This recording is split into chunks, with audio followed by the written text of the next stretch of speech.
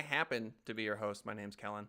Might I highly recommend drinking green tea? If you're a coffee drinker, I get it.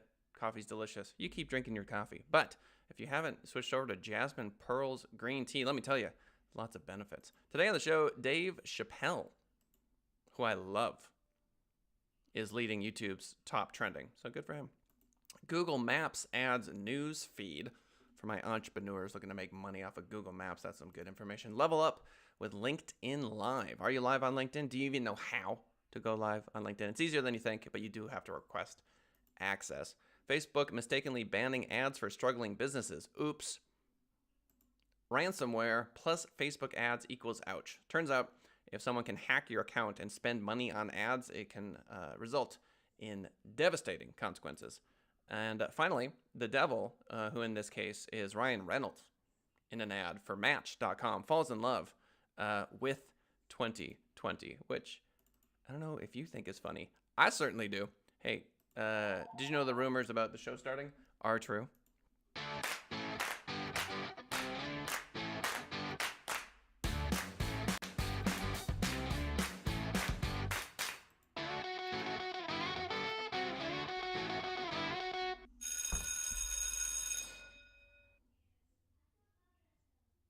All right. We're going to read from some articles today. If you're wondering where the links to those articles are, they're right there in the description. They're also on the screen.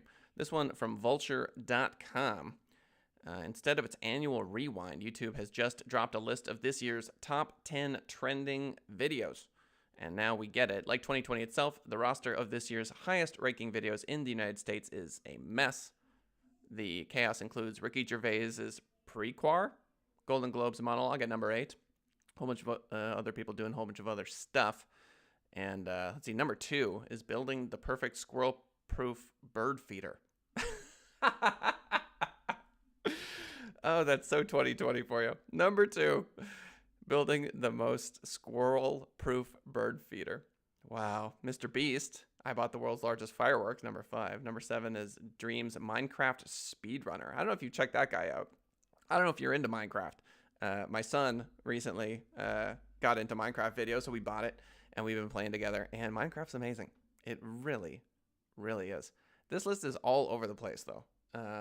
Jim Carrey. Number 10 is John Krasinski's Quarantine Talk. Okay, show us some good news. Let's see. And why can't I even find the number 1? I didn't see it. But I'm assuming it's Dave Chapelle, which, you know, he obviously deserves. Here we go. Number 3, and topping it all off, Dave Chappelle's impromptu purging of feelings and thoughts. Impromptu purging of feelings and thoughts. So if you want to check out the number 1 YouTube video so far for 2020, just type in Dave Chappelle's impromptu purging of feelings and thoughts. I love Dave Chapelle. Dave Chapelle is like a modern day, I don't even know how to explain it. He's more than a comedian to me. To me, he is a really insightful man, and I really appreciate the work that he has been doing. Google Maps adds news feed. TechCrunch.com. People are getting frustrated that stories are everywhere now, but Google Maps is keeping it old school. Instead of adding tiny circles to the top of the app's screen, Google Maps is introducing its own news feed. Okay, you know what? I said it before, I'll say it again. It's ridiculous. Every single social media platform is the same thing. They're all the same thing. So here we've got Google Maps doing what everyone else is doing, adding a news feed. Seriously, Google Maps? Is Snapchat really all that different from TikTok? Is it really all that different from Facebook? Only culturally, I would argue at this point. They're all just, I don't know. I guess you could argue that TV channels are all essentially the same thing, right? They're just programming, even though they're wildly different. But technologically speaking, it just feels like they're all turning into the same thing. So Google Maps introducing its own news feed. Shocker. Technically, Google calls its news feature the community feed. Wow, nice. As it includes posts from a local area, which is kind of cool. However, it's organized as any other news feed would be, a vertically scrollable feed with posts you can like by tapping on a little thumbs up icon. This is actually huge news. Wow. Google Maps with a news feed. That's big for SEO. That's huge for local SEO, in fact. Back to the article, again, thanks to TechCrunch. The feed, which is found with the Explore tab of the Google Maps app. Okay, Google Maps app, Explore tab, is designed to make it easier to find the most recent news updates and recommendations from trusted local sources. This includes posts business owners create by using the Google My Business to alert customers to new deals, menu updates, and many others. So we've been posting on our clients' Google My Business profiles for years now. Anything Google rolls out that we can add to the arsenal of things we're doing in the ongoing war that we call capitalism is something we're willing to do. So now there's a news feed of that information where you can get more likes. I wonder if they'll do something similar to Facebook where you can boost a post. Is there an option to boost a post on the Google newsfeed? Because if there is, and you're a local restaurant and you are running a promotion, you might want to do that. Buy 3 tires, get 1 free. That sort of stuff. At launch, Google says the focus will be on highlighting posts from food and drink businesses, which makes sense. If you're in Google Maps, many times you are looking for food. Food near me. I'm hungry. Feed me. For years, businesses have been able to make these sorts of posts using Google's tools, which I just mentioned, but previously users would have to specifically tap to follow the business profile in order to receive the updates. Now, apparently, you're going to be able to see updates from all over the place. The big question is how many people are going to be running around the feed of Google My Business, just surfing, just scrolling through the feed. Probably not that many, right? Are you going to spend your time scrolling through a Google My Business feed? Or are you just going to type in Chipotle and go there and get a burrito? I'm going to get the burrito. So, okay, these same sort of posts will be surfaced to even those Google Maps users who didn't take the additional step of following the business. We get it, TechCrunch, thank you. So is this a big deal for advertising agencies like my own? Yup. Is it a big deal for local businesses? Yeah, it kind of is. So I guess what we should all do is we should grab our phones, grab the Google Maps app, and try to find this news feed so we can better understand it. We're definitely going to be hearing more about this in the future. And if you're like a deal hunter, this is a pretty good option for you as well. You swing on by, you look for deals. Level up with LinkedIn Live. This one from Forbes.com. Millions of professionals worldwide are already using LinkedIn, but a feature that is still in beta, and very few influencers have access to LinkedIn Live. I am one of those influencers. My influence is about the radius of a dime, but I am one of those. LinkedIn Live is LinkedIn's live streaming option that is focused on business content and smart conversation, unlike Facebook Live, in which anyone, just any old schmo off the street, can live stream about pretty much anything. LinkedIn Live is different because of the trustworthy environ and a platform that they have cultivated. You know, the problem I have with LinkedIn Live is that you, as far as I can tell, only are able to go live to your people, right? To your followers. It makes me actually want to go through and follow like millions of people, right? Just to promote my own LinkedIn. Anyone want to take a note? Follow bajillions of, okay. But the problem with that is that even if it does have some sort of decent effect, if you follow a bunch of people on LinkedIn, what it does is it chooses like a certain percentage of those people to see the content. And if those people don't love you and they don't care about you and they don't hit like and they don't share, then the algorithm goes, meh, not that interested in it, which is a mistake I made in the past. I went back to LinkedIn, I think it was a couple of years ago, and I followed a bunch of people I don't know. And it really dilutes the ability for your content to go viral. I actually had before and afters. I was getting like 10 likes, 15 likes, that sort of stuff on posts. And I was like, sweet. So I followed a bunch of people and it dropped to 1 or 2. So don't make the mistake I did years ago, thinking that more is more. More can sometimes be less. But anyway, you should check out LinkedIn Live. You may as well stream there as well. I use something called Restream. So stream live on Facebook, stream live on LinkedIn, stream live on YouTube. Facebook mistakenly banning ads for struggling businesses. This one from Bloomberg.com. New York-based businesswoman Ruth Harrigan usually sells her honey and beeswax products in souvenir shops, but with COVID-19 pausing tourism, she's been almost entirely dependent on Facebook ads. We understand that. The lifeline, these ads were abruptly cut when the social media company blocked her HoneyGrams ad account for violating its policies. What did she do? She lost almost 5 Gs in revenue. This is one of the problems with monopolies. You know what I mean? There really is no alternative to Facebook. Google Ads is completely different. You're targeting based on keywords. You're targeting folks. It's rather expensive. And when they click on that ad, they're taken to your website and, they convert or they don't. With Facebook, you're targeting a very specific demographic. And so we really are talking about apples and oranges here. So if you've got a functioning Facebook ad campaign and it dies on you, well, I shouldn't say dies on you, they ban you for whatever reason. What's your recourse? Nothing. Quote, this is from the proprietor Harrigan. I was getting a little anxious thinking, oh my God, Black Friday is around the corner. Seriously, timing is awful. Most of my sales for the year happen in November and December, and that's it, she explained. I said, if I'm shut down any longer than this, it'll cripple me. So let's say that, Facebook, just theoretically, without going down the article further, makes a mistake, bans it for some ridiculous reason. She doesn't get the revenue she needs for that cycle. She has a very seasonal business. She goes out of business. That's it. It just is what it is. Crazy that, I shouldn't say crazy. It's just kind of par for the course for this particular reality we find ourselves in. It's very challenging. So let's see what actually happened. Harrigan is one of millions of small business advertisers who have come to rely on Facebook. The social media giant has provided new sales opportunities. We get it. So what happened? So the same weekend, Harrigan's account went down. Yvonne Sanchez, who runs a permanent makeup clinic in Ottawa, found her ads were blocked as well. Facebook saying it was a policy violation. She was relying on Facebook ads as well. This is a quote from that owner. She says it just exploded. Excuse me. They turned up the AI recently. Somebody changed something, and all of a sudden everybody was getting shut down. I think there's probably a correlation. I don't know if it's causation, but a correlation between the fear that Facebook has that they were going to ruin the election.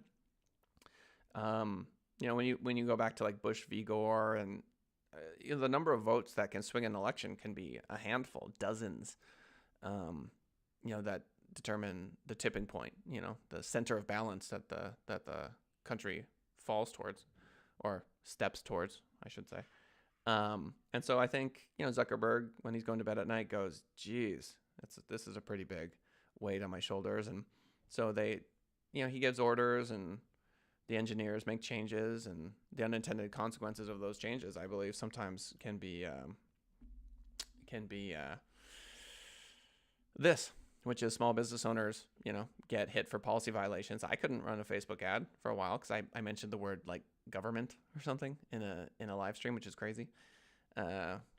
Esther Sass writes 587 votes Bush won by, which is crazy. It's a very, very small number of votes, obviously.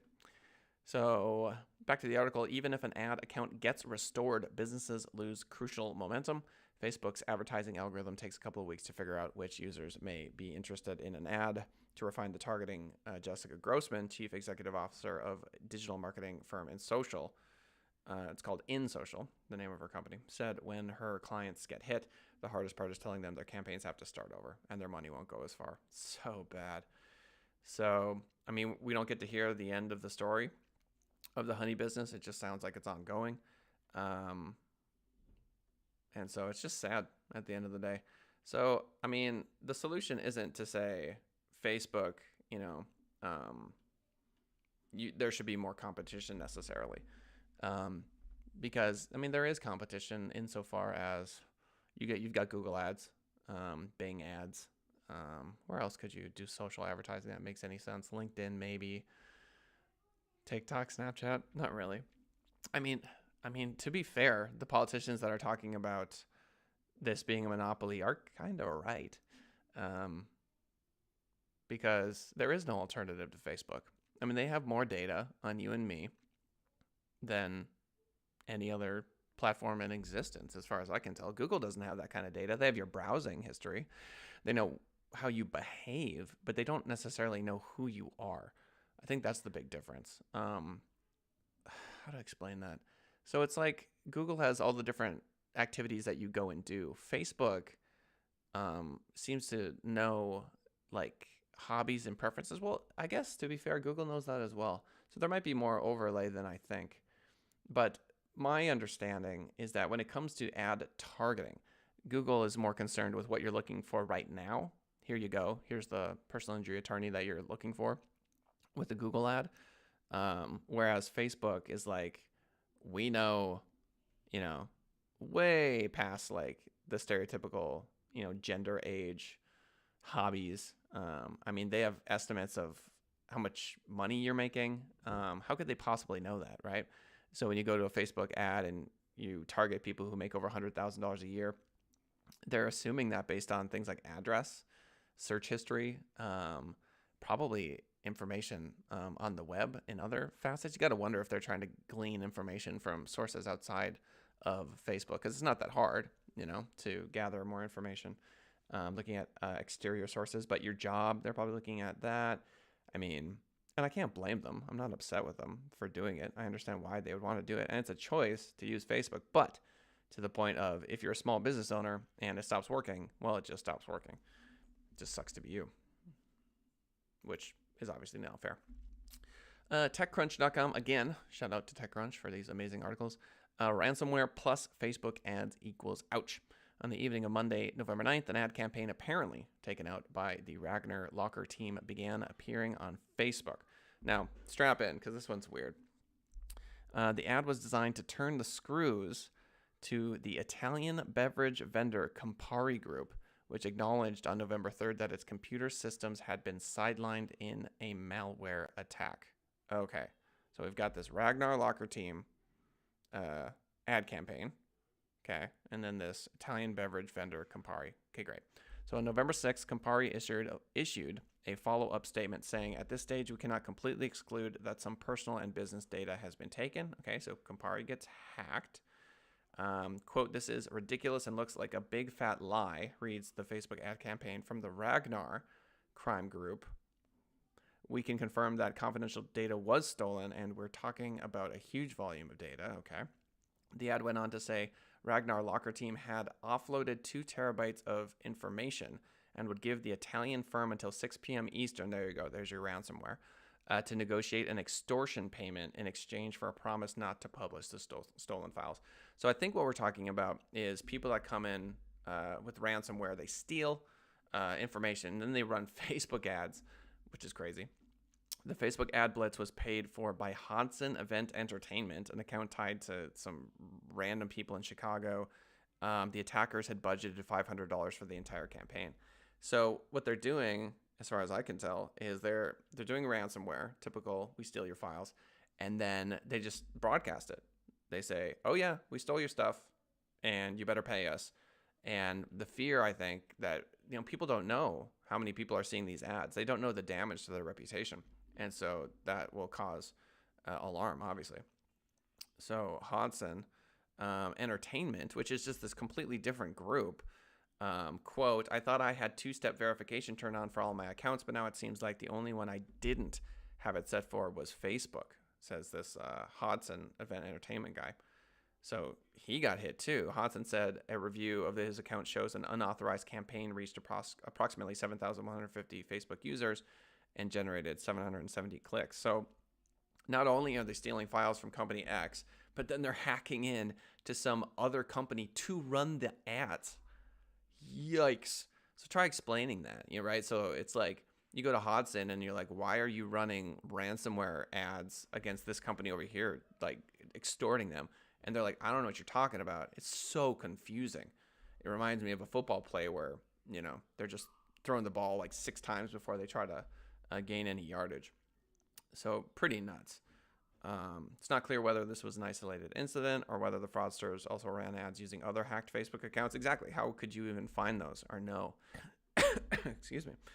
So pretty crazy. It just goes to show 2-factor authentication is a big deal. If you don't have it turned on, you might want to consider it. Otherwise, you could end up in this sort of absolute madness.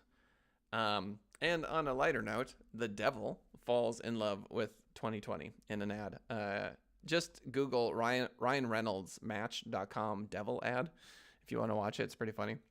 Basically, Satan is hanging out in hell, kind of bored, and he gets a little notification on his phone and for a match on Match.com. And so he goes to meet up with this person, and it's, young girl. And he's like, hey. And she's like, hey. And it turns out she's 2020, and they fall in love, and they hang out in movie theaters alone, and they go to gyms, and they've got the whole gyms to themselves, and they just kind of, they're just loving 2020. They don't want the year to end. And so, yeah, there you go. As we hit December of the greatest year ever, we've got Ryan Reynolds as Satan in a pretty clever ad for Match.com. So it's already gotten millions of views because it's really funny. So leave a comment, would you? Help us out with the algorithm. Subscribe, notification bell, all that stuff. Por favor.